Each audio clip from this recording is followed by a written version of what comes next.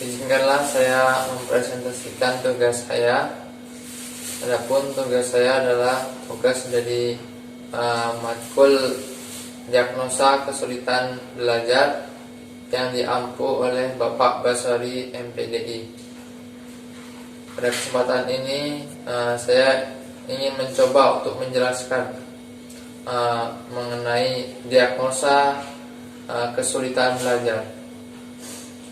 Pertama-tama sebelum kita mengetahui apa itu pengertian dari diagnosa kesulitan belajar, terlebih dahulu kita mengetahui apa itu diagnosa dan apa itu kesulitan belajar. Yang pertama, diagnosa itu kita meneliti penyebab timbulnya suatu masalah. Kemudian kita juga berusaha untuk menemukan solusi atau penyelesaian dari masalah tersebut. Yang kedua, kesulitan belajar. Kesulitan belajar itu adalah suatu kesulitan yang dialami oleh siswa ketika belajar. Ya, jadi kita harus sebagai guru harus bisa mencari solusi untuk memecahkan masalah dari kesulitan yang dialami oleh siswa tersebut. Kesulitan belajar ini biasanya ditandai dengan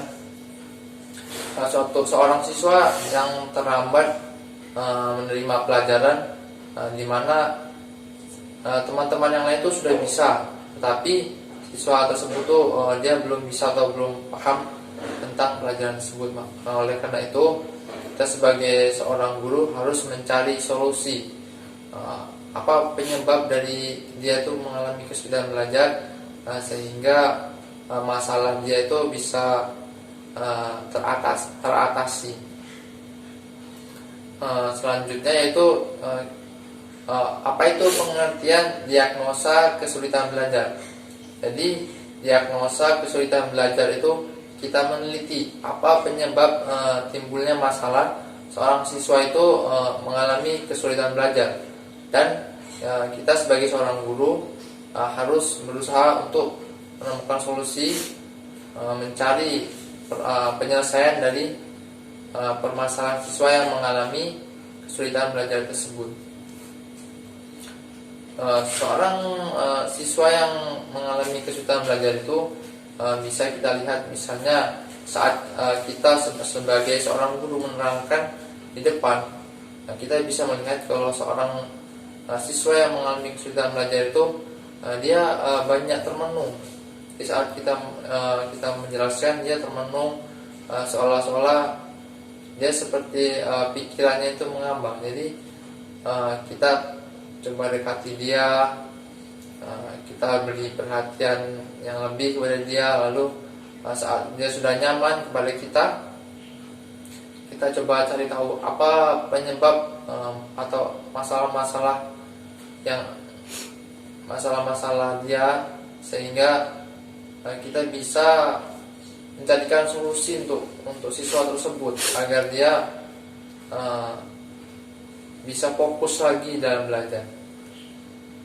Biasanya masalah-masalah yang berkaitan dengan kesulitan belajar ini dapat berasal dari keluarga. Contohnya keluarga yang kurang harmonis, atau keluarga yang broken home, seperti itu. Lalu bisa dari lingkungan sekitarnya, misalnya dia dalam lingkungan sepermainan, yaitu misalnya kena bully gitu kan, jadi fisiknya, mentalnya itu kena. Jadi dia saat di sekolah itu ya berbeda dengan teman yang lainnya.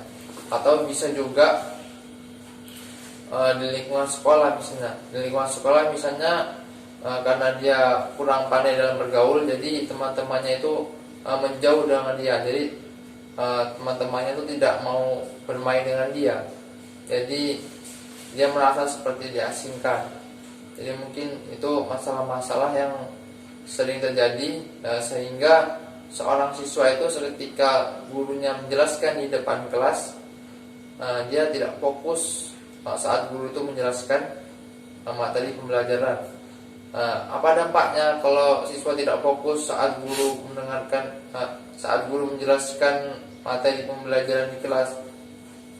Tentu saja ya dampaknya siswa tersebut tidak bisa menangkap ilmu-ilmu yang diterangkan oleh guru tersebut. Akibatnya dia mengalami ketertinggalan dari temannya, sehingga itu dia dikategorikan sebagai siswa yang mengalami kesulitan belajar. Baiklah, itu saja penjelasan dari saya.